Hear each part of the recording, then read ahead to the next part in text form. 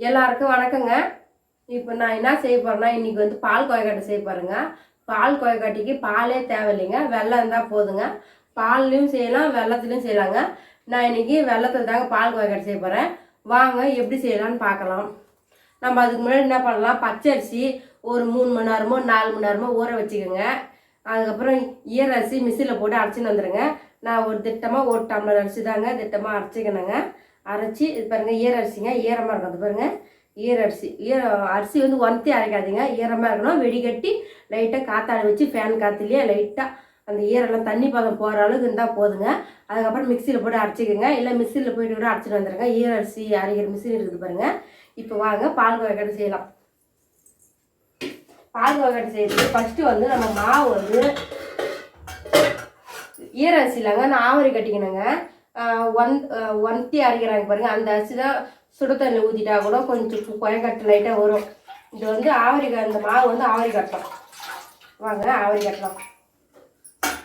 இட்லி தூள் நினச்சிக்கோங்க, தண்ணி திட்டமாக ஊற்றிக்கோங்க.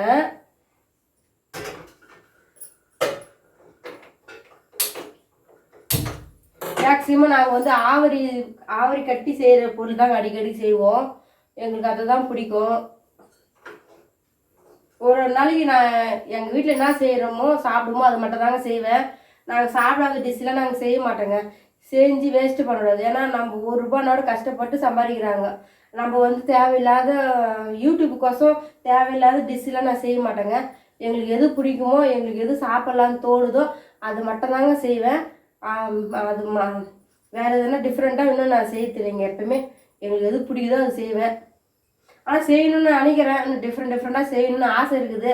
ஆனால் எங்கே அந்த பொருளை வேஸ்ட்டாக போடுமோ, சாப்பிடாத போயிட்டான்னு சொல்லிட்டு நாங்கள் மேக்ஸிமம் செய்யறது இல்லைங்க. வாங்க சுடு தண்ணி நல்லா காயிட்டுங்க. எப்பவுமே தண்ணி காஞ்சி போயிருந்தாங்க மாவு கொட்டி ஆவரி கட்டணும். இது கொஞ்சம் மாவு, 1 டம்ளர் மாவு தாங்க, அதனால ஒரு 10 நிமிஷம் தான் இருந்தால் போதும், வெந்துடுங்க.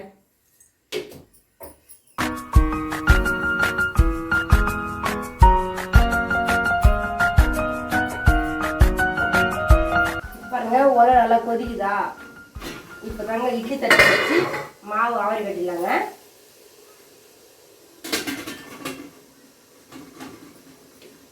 மாவு கொட்டுங்க லைட்டாக போய்.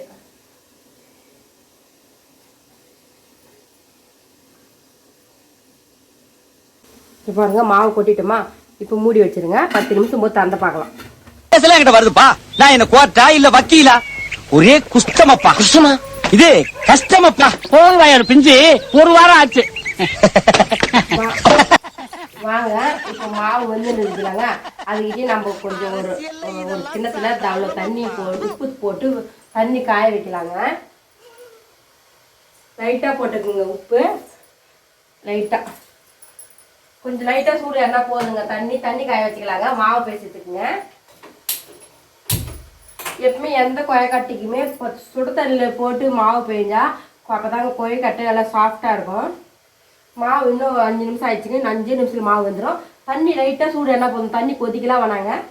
தண்ணி சூடு பண்ணி எடுத்துக்கிறாங்க. மாவு ஆவரி கட்டி எடுத்துன்னு வந்துடுறேன், கீழே எடுத்துன்னு வந்துடுறேங்க. மாவு பேசி சொல்ல பார்க்கலாம்.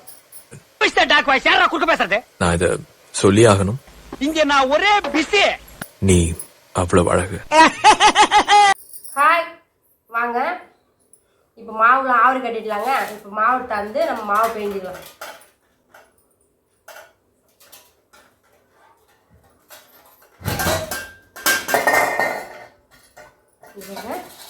நல்லா மாவு சூப்பராக நல்லா வெந்துடுச்சுங்க. இப்போ அப்படியே எடுத்து ஒரு பாத்திரத்தில் கொட்டிக்குங்க. அது புட்டு செஞ்சிடலாங்க, அதே மெத்தடு தாங்க. நான் ஒரு டைம் மாவு வச்சுட்டேன்னா அந்த மாவுலேயே புட்டு கொழுக்கட்டை ஒரு 4-5 டிஷ்ஷு செய்வேங்க. எப்பவுமே ஒரே ஐட்டத்தோடு நிற்க மாட்டாங்க.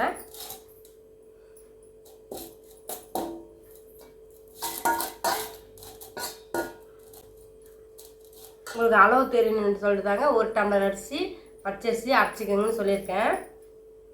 ஒரே டைம் அரைச்சி கூட நம்ம 4-5 டிஷ்ஷு செஞ்சுக்கலாங்க. இது கரெக்டாக 1 டம்ளர் அரிசி இருக்குங்க. பாருங்க. இப்போ நம்ம தண்ணி ஊற்றி மாவு பிணைஞ்சிக்கலாம். லைட்டாக தண்ணி ஊற்றுங்க. மாவு கொஞ்சம் தான் இதில், ரொம்ப தண்ணி ஊற்றிடாதீங்க. இதை போய் உணர்த்தி வச்சுட்டா இதாங்க புட்டு மாவு.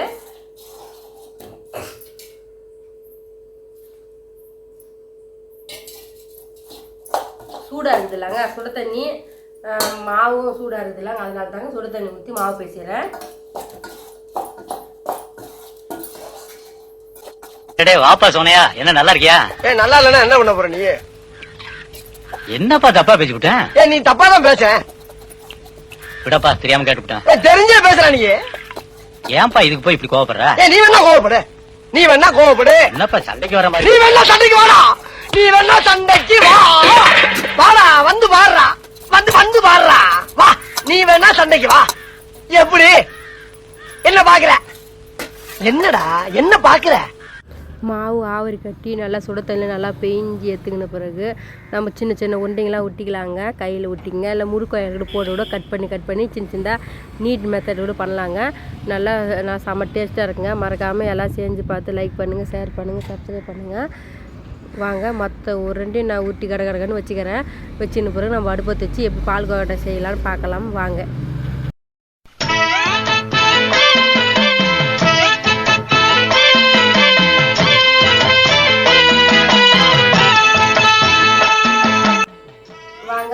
பாருங்க, நம்ம வந்து அந்த பால் கோயக்கட்டை குட்டிக்கிட்டே நல்லா ஃபுல்லாக உருட்டி எடுத்துக்கணும் பாருங்க.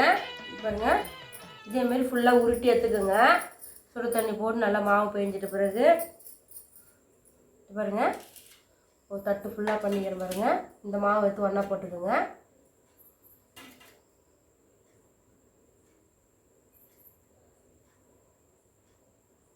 கொஞ்சம் ஈரமாயிடுச்சு, எடுத்து போட்டுக்கோங்க. இப்போ இவ்வளோ மாவு கொஞ்சம் நம்மளுக்கு தேவைங்க.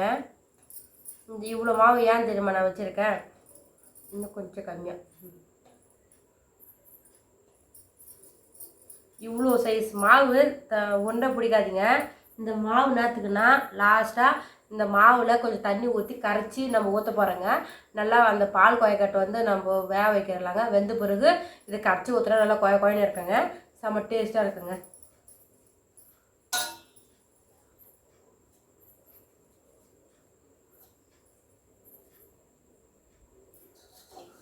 அவ்வளோதாங்க. வாங்க இப்போ போய் நம்ம பால் கோயக்கட்டை செய்யலாம். இப்போ வாங்க, இப்போ நம்ம பால் கோயக்கட்டெலாம் ஒன்று விட்டுடலாங்க. இப்போ தண்ணி காய வைக்கலாம் வாங்க. இந்த கோயக்கட்டை ஆவரி கட்டை வெள்ளம் இல்லைங்க, தண்ணி கொதிச்ச பிறகு தண்ணியில் போட்டு வேக வைக்கணுங்க. தண்ணி வந்து நம்ம ஒரு சும் தண்ணி ஊற்றிக்கிறோங்க, போதுங்க திட்டமாக.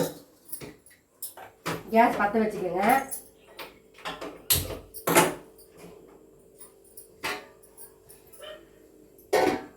இந்த தண்ணி வந்து நல்லா கொதிக்கணுங்க.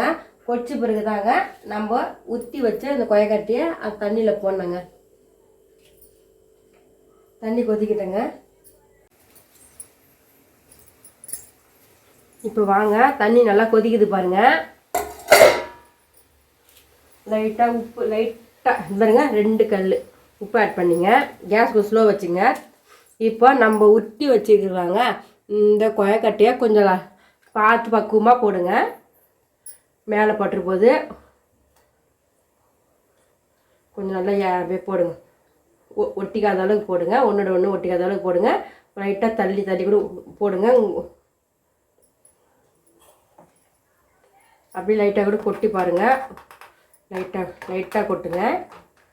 நல்லா இது சாஃப்டாக இருக்குதுங்க, நல்லா ஒட்டிக்காது.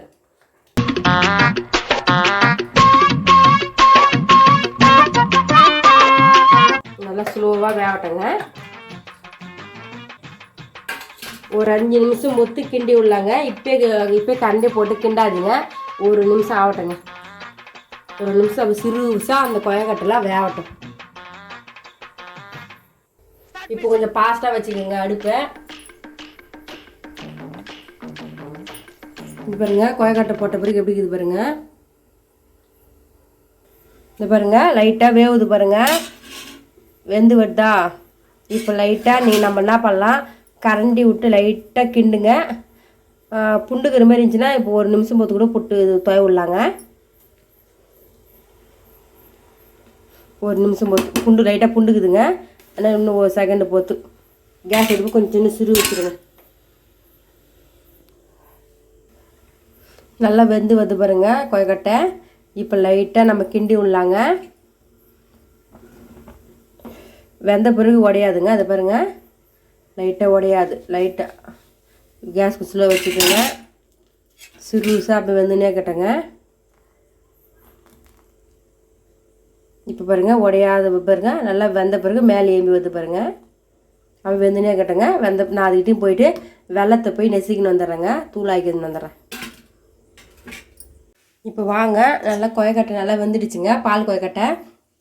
இப்போ நம்ம கொஞ்சோண்டு மாவு வச்சுருந்தலாங்க. இந்த மாவில் கொஞ்சம் தண்ணி ஊற்றி கரைச்சி நம்ம அந்த பால் கொயக்கட்டையில் ஊற்ற போகிறோங்க. நல்லா திக்னஸ் ஆகுங்க. இது ஒரு டெக்னிக்கான ஐடியா தாங்க. நீங்கள் அப்படியே தண்ணியாக வேணா கூட பாயாசம் வச்சு நம்ம குடிக்கலாங்க, சாப்பிட்லாம். ஆனால் இந்தமாரி தண்ணி இந்த கொயக்கட்டை தண்ணி ஊற்றினோம்னா நல்லா கொயன்னு ஆகுங்க. நல்லா செம்ம டேஸ்ட்டாக இருக்குங்க. வாங்க இப்போ இந்த தண்ணி ஆட் பண்ணிடலாம்.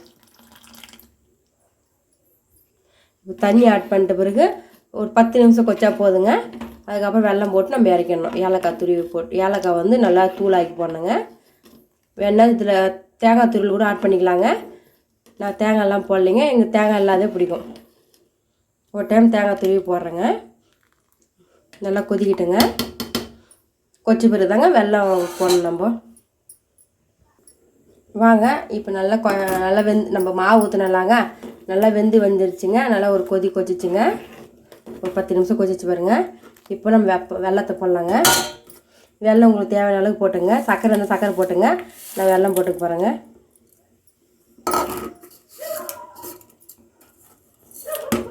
வெல்லம் போட்டு வெல்லம் ஒரு 10 நிமிஷம் நல்லா கொதிக்கணுங்க. வெல்லம் நல்லா கரைஞ்சி வட்டங்க. வெள்ளை கரைகிறக்கால் நம்ம சிறு வச்சு வெயிட் பண்ணலாம். நான் அதுக்கிட்டையும் போயிட்டு ஏலக்காய் மட்டும் பவுட்ரு ஆக்கின்னு வந்துடுறேங்க. வெந்துனே இருக்கட்டும்.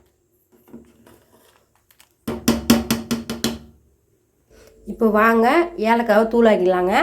ஏலக்காய் தூள் ஆக்கிறதுக்கு நம்ம கொஞ்சம் 2 ஏலக்காய்ங்க சர்க்கரை கூட அம்மியில் போட்டு அரைச்சோம்னா ஏலக்காய் பவுட்ரு கீழே வேஸ்ட் ஆகாத ஃபுல்லாக வந்துடுங்க. வாங்க இப்போ அரைச்சிக்கிறேன் நான் போயிட்டு. அவ்வளோதாங்க. இப்போ நல்லா வெள்ளெல்லாம் போட்டு நல்லா கொச்சிச்சுங்க. இதுங்க பால் கொயக்கட்டை நல்லா கொச்சிச்சா. இப்போ ஏலக்காய் தூள் போட்டு ஆஃப் பண்ணிடலாங்க. பாருங்க ஏலக்காய் தூள் அதாங்க. ஏலக்காய் தூள் போட்டு இப்போ ஆஃப் பண்ணிவிட்டு சூடு ஆட்ட பிறகு வாங்க சாப்பிட்லாம். இப்போ மூடி வச்சிடுறேங்க.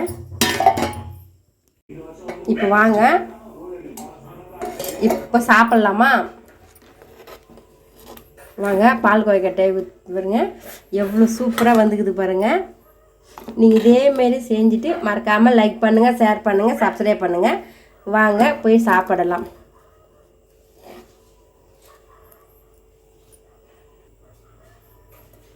வாங்க இப்போ நம்ம செஞ்ச பால் கொயக்கட்டை சாப்பிட்டு பார்க்கலாம். பாருங்க நல்லா சூப்பராக வந்து பாருங்க முழுசா.